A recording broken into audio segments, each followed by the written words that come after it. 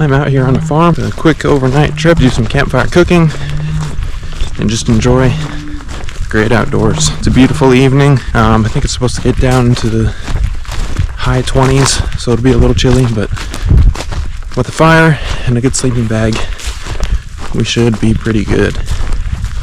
So I'm just looking for a good spot to go in right now. I think this looks pretty good over here. Set up somewhere under this pine tree. That could be pretty good. Alright, I think we're going to go ahead and set up here. I'm just going to pitch my tent first, and then I have some firewood that I need to get, so I'm going to go ahead and do that.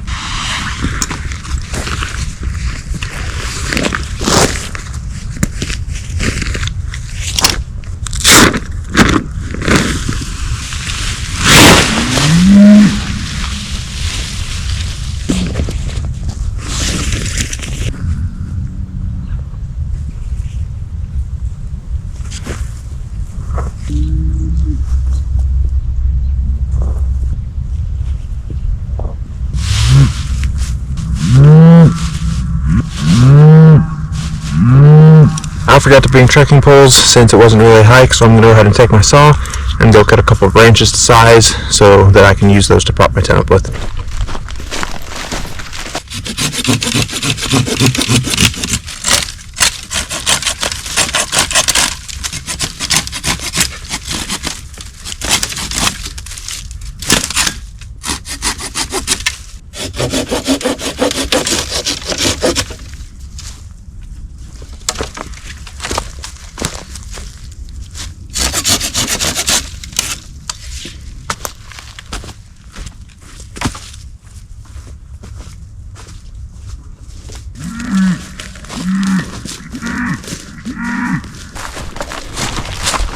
Looks like we've got some company. Possibly a cow coming over to say hi.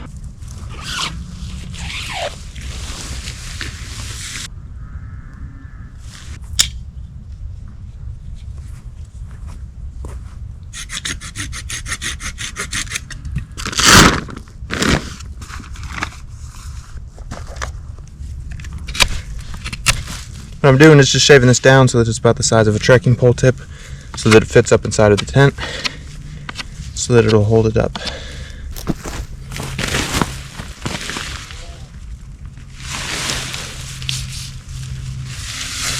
Just like that.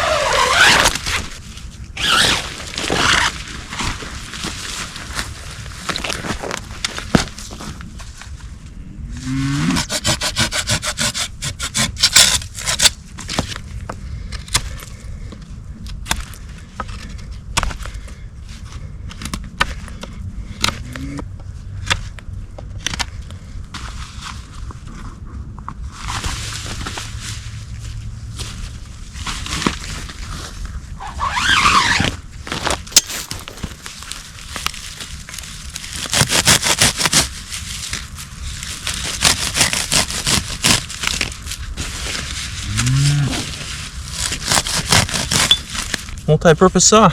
You can even use it for grass.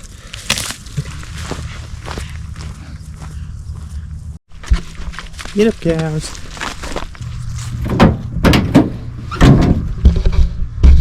Alright, back here at the truck in some wood.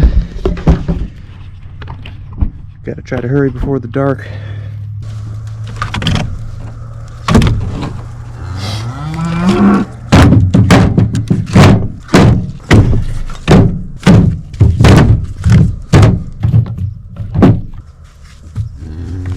What I'm doing here is loading up all the wood in my shemagh, which is just a word for a fancy tactical bandana, but it'll just help me carry a lot more in one load.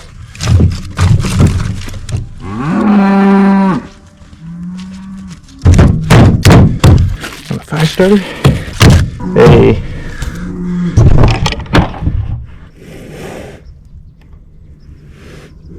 One, go. This is going to take a little bit. Have to make quite a few runs. That bull number 40, his nickname is Mr. Friendly, but it still makes me a little nervous. You never know what they might do.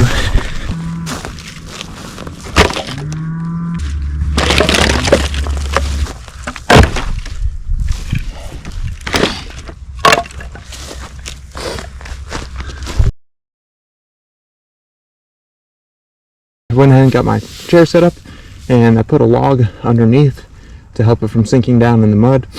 I learned that from, I don't remember who. If I can remember, I'll put it up on screen, but I'm going to go ahead and get the fire set up, and once that's going pretty good, then I'll go ahead and set up my sleeping pad and sleeping bag.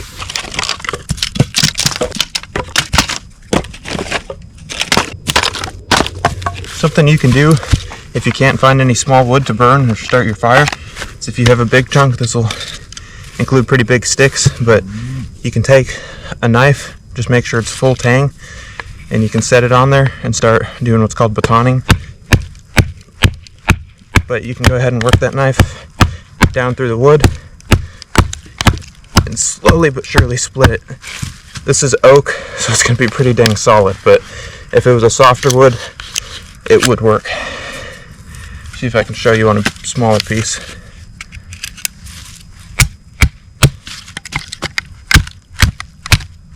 But you just work it down and split into small pieces just like that.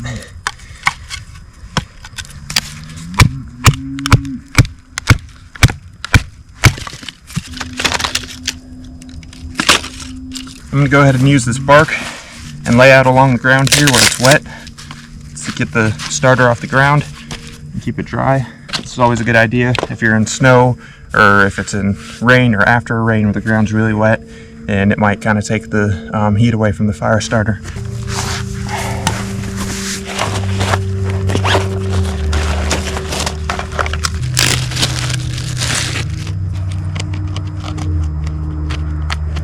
If you've got a really dense fire starter that won't light easily, especially with a spark or something, you can go ahead and take your knife and shave it, and then it should catch a whole lot easier. And then you can light the rest of your fire starter with that. I'm also going to go ahead and cut this in half, again, just so that it will catch a little bit easier. The key to a good fire is preparation.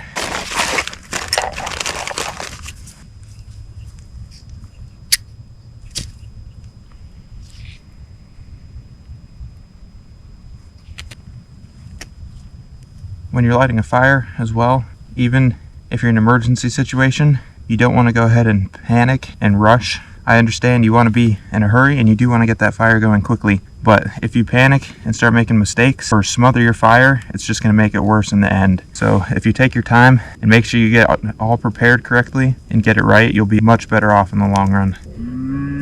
As you can see, I'm just doing one of these small pieces at a time until it starts to catch before I throw it on top, because I don't want to go ahead and smother it. And then once these fire starters are going pretty good, I'll go ahead and put on some kindling.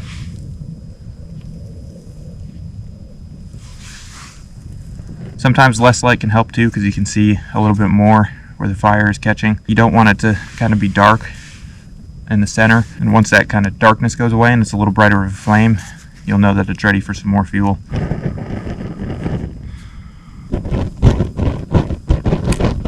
Another thing I like to do too, over my kindling, I learned this from a survival instructor, Andrew Harrington, at Big Pig Outdoors. But one thing he says is you do your base, and then you go ahead and make your teepee. So you're going to want 2 small sticks. I'll put a link to Andrew Harrington's school down in the description. But you're going to want 2 pretty skinny, decent sticks, and you're going to make an X in the ground with them, just like that, and that'll give you a support over your fire starter so that it lets some airflow get in there. And again, it's really damp out, so it's going to take a little bit longer to get this fire started. Still make sure you keep your fire stack balanced out so it doesn't collapse. And once you start working up in size in wood, if possible, you want to try to not go back down in size, because that'll just make your fire smaller, especially if you're in a survival situation. You want to just keep making your fire bigger so you can warm up quickly.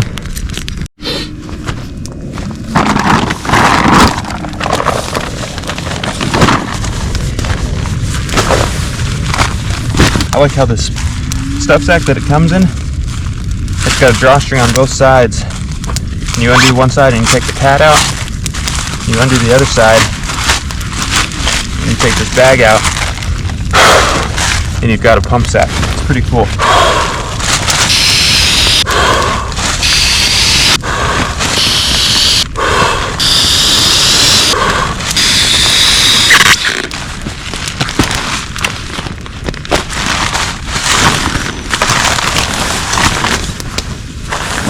Got my pillow here. This is just one of the My Pillow travel pillows.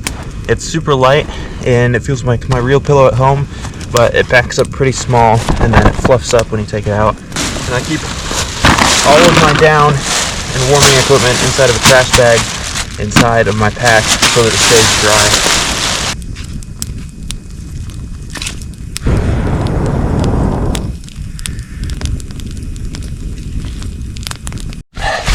Once you get your sleeping bag out of your stuff sack or your bottom of your pack or whatever, you always, especially if it's a down sleeping bag, you always want to try and kind of shake it so that that down starts to loft up, because loft is what keeps you warm. The longer it can sit out, the better it'll be when you go to sleep. This sleeping bag is the Nemo Disco 15 degree, and by 15 degree that means the survival rating. The comfort rating is 26, and it's about spot on. I tested it out, and that's about when I started getting cold, was at 25 degrees. But once I threw on my puffy layers, I was fine for the rest of the night. So you can extend the warmth of your sleeping bag with some more layers. Next thing I'm gonna do is I brought on in a little luxury of some LED light strips. I'm just going to plug in my LED lights, my power bank down here, and they should turn on. It also comes with a little remote. Alright, there we go. Home sweet home. Alright, I'm getting pretty hungry, and that fire hasn't burned down enough yet for me to go ahead and start cooking on. So I'm going to go ahead and get my stove out and boil some water. I'm going to make some mac and cheese tonight with some beef hot dogs, so that should be really good. And then I'm going to go ahead and mix up some bread dough as well, so that I can make some fry bread over the fire. When you're putting these fuel pumps in, these MSR stoves, you got to be really careful you don't cross thread them.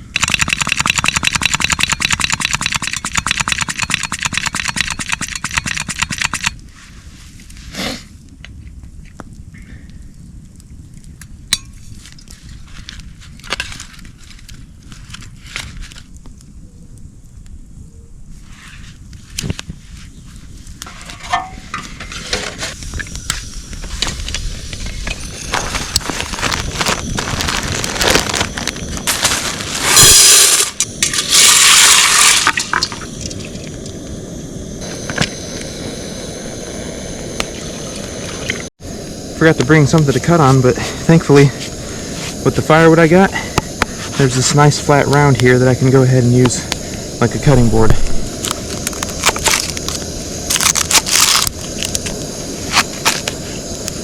I'm not going to do all of this onion and the mac and cheese tonight, but the rest I'll save for the morning.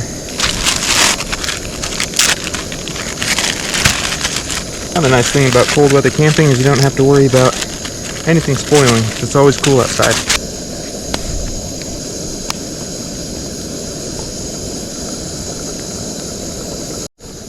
I'm gonna go ahead and have a little snack while I'm waiting. I'm gonna take a page out of the Outdoor Boys book, and I'm gonna go ahead and mix up some flour, yeast, and sugar so that we have some bread dough to make.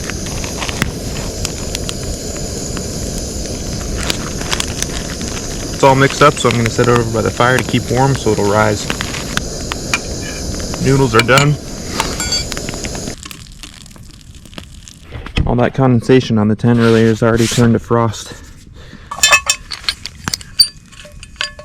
Go ahead and set the noodles by the fire so they don't cool down.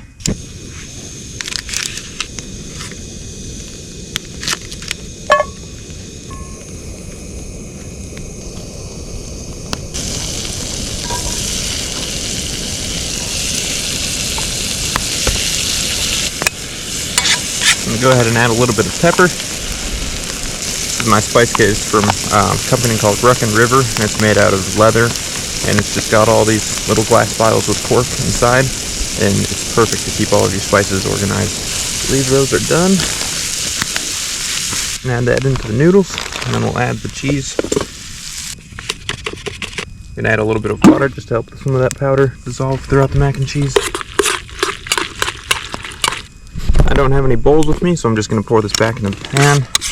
Just eat it straight out of there. It depends on the person that you are, but I always like to clean up my camp and put everything away when I'm done with it, or else I might lose it.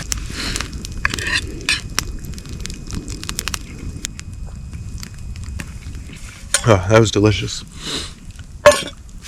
Alright. Now that my shamog's all dirty from carrying wood with, I'm just going to use it as a rag to wipe off all my stuff, since I'm not near a water source, so that's how I'm going to do my dishes. I like to keep all of my food in this nice big dry sack here. It keeps everything kind of smell proof, but I'm going to go ahead and stick anything that might have scent into here, except for what I need for the rest of the night. And then I'm going to go hang this up in a tree, because coyotes are kind of a concern around it here. I'm pretty full, so I'm going to go ahead and save this bread dough for the morning, so it'll probably freeze over the night, but I can de-thaw it in the morning and it should be fine. Even if it doesn't rise very well, I can still just have flatbread. So we're going to go ahead and hang the bag, the blue pot, and the pan, just because those all have scents of food on it. I don't want anything coming into the camp during the night. So you want to take every precaution possible.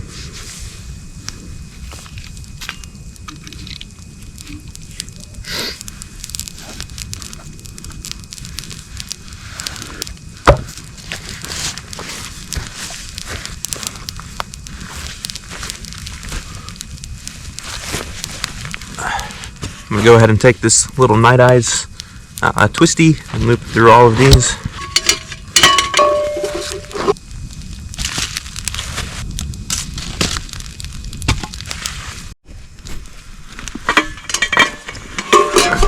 Let's go ahead and take this over here.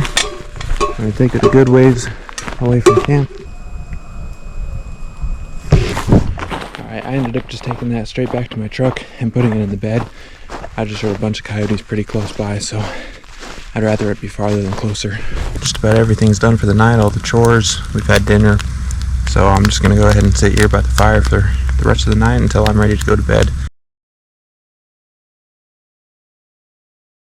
I also took all the extra firewood that I had, and I kind of made like this ring, kind of partially around the fire and where my tent is, so that'll kind of help block a little bit of wind, not too much. I'm going to go ahead and start getting ready for bed. One thing I always do before I go to bed, especially in cold months, it'll help keep you a lot warmer, is you're going to go ahead and take your socks off that are going to be sweaty. And you want to let your feet air out for a little bit, and then you're going to put on a fresh pair of dry socks, and that'll help keep you warm.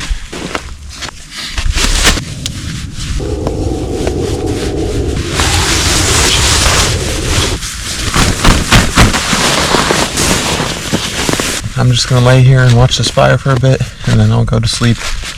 I'll see you guys in the morning.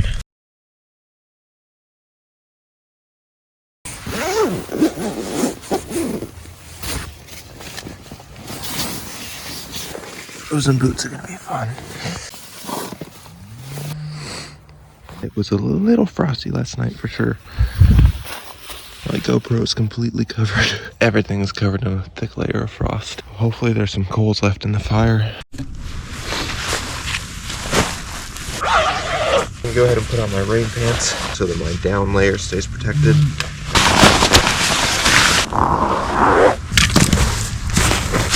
Oh, there's some coals left.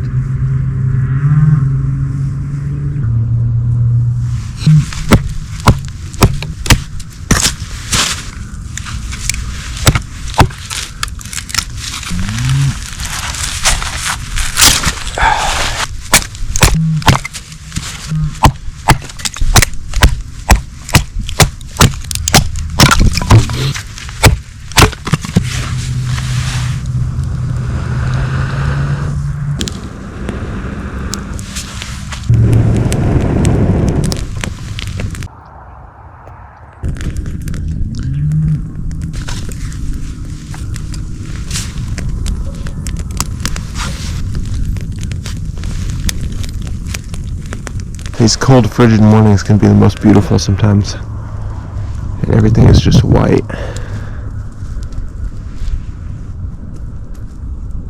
And you've got your nice warm fire. Oh, it's not much better than that. I'm gonna see if I can't dry out my chair. Got all of our cooking stuff for the morning. This is why I use Nalgene bottles, because if they freeze, they're a little tougher than a smart water bottle. If you didn't watch my last video, I'll go ahead and link it up in the top corner. But I just talked about the gear that I switch out from the summer and the winter, and this was one of them.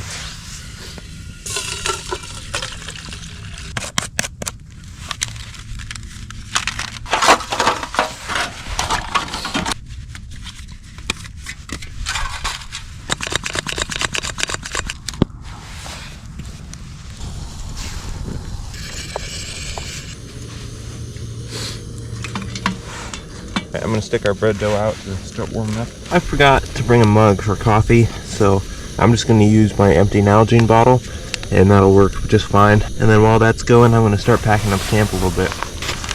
I'm just using these Kuju pour over packets. It's one of my favorite ways to make coffee when out in the woods. It's just super simple. All you have is a package, pull it open, rip the top off, and then you've got these two cardboard stands that come out on the side, and then you just set that over whatever container you're using, including a water bottle. This backpack's so crunchy and cold.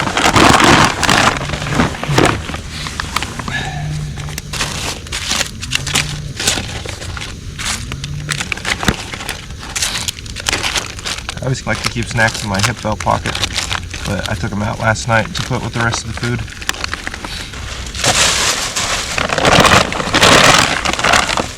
Whoa, whoa, whoa, whoa. That startled me. Cows came into camp. Good morning, ladies. How are you doing? Oh, I bet you got this in the feed bag, huh?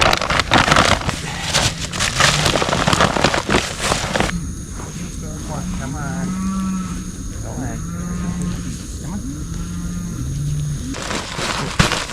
So I ended up bringing a second pad last night because I wasn't sure if my other one was going to be warm enough, and it wasn't. So as soon as I went to bed, I could just feel the cold coming up through my back. So I just went ahead and switched this out right away. Oh my gosh, these guys are too funny. You guys are curious, huh?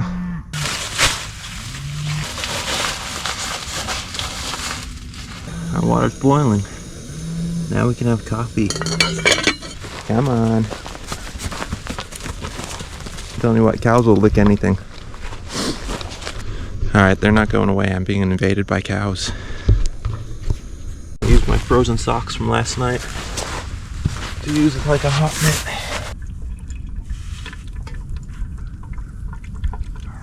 I've never had an in-person audience when I've been camping before, so this is new. You guys looking in the tent again? Yeah, you are. Alright, fun fact. The Durston X-Men 2-person can stand up to cow licking.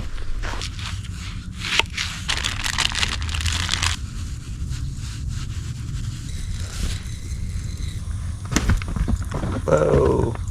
Cow just tripped on the tent.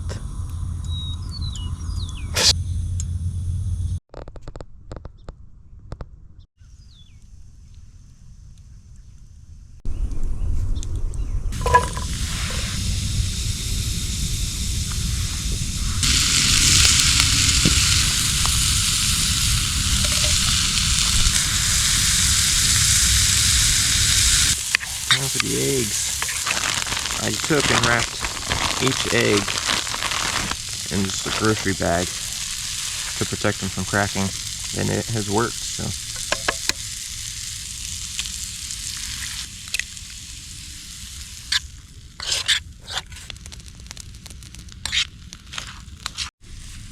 So I may or may not have melted two things today. I put the bag with the bread dough a little bit too close and it melted it, but all the bread dough along the top should be fine. Ooh, I forgot salt and pepper. Knew I was missing something. I'm also going to put some Italian seasoning in there.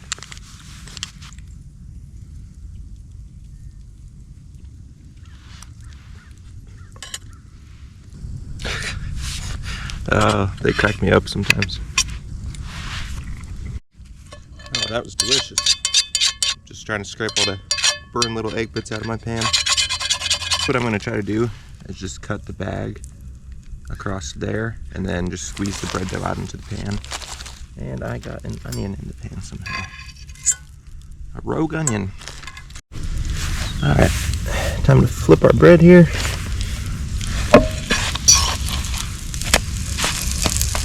Okay, that is not too bad. I can let it cook longer. It ended up being a beautiful sunny morning. That's what I love about frosty mornings when the sun comes up.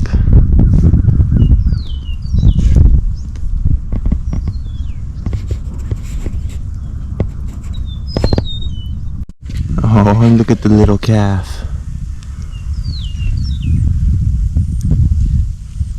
He's right by the tree right there.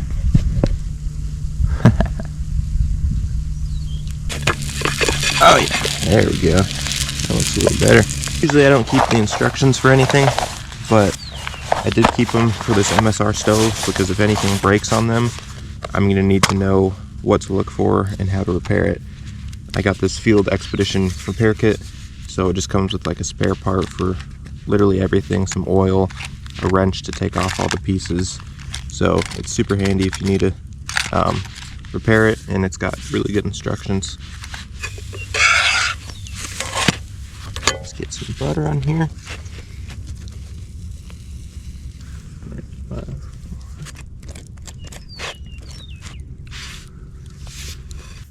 Hey girl. Alright, well, I just finished breakfast. It was super good. And I'm about to start packing up, and then I will head out.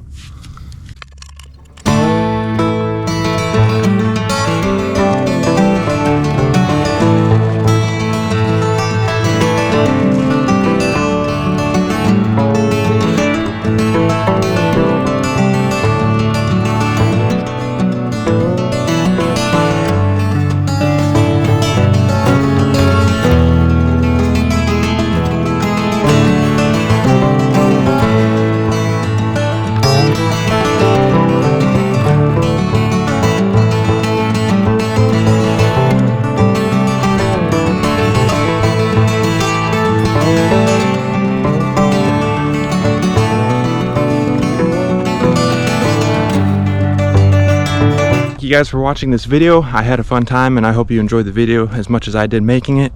If you enjoyed it, please be sure to hit that subscribe button, and I'll be making more videos like this in the future. And drop a comment below if you liked it or of any other videos that you may want to see. And a big shout out to my boss for letting me come and camp out here on his property. I really had a great time. So until next time, stay in the wild.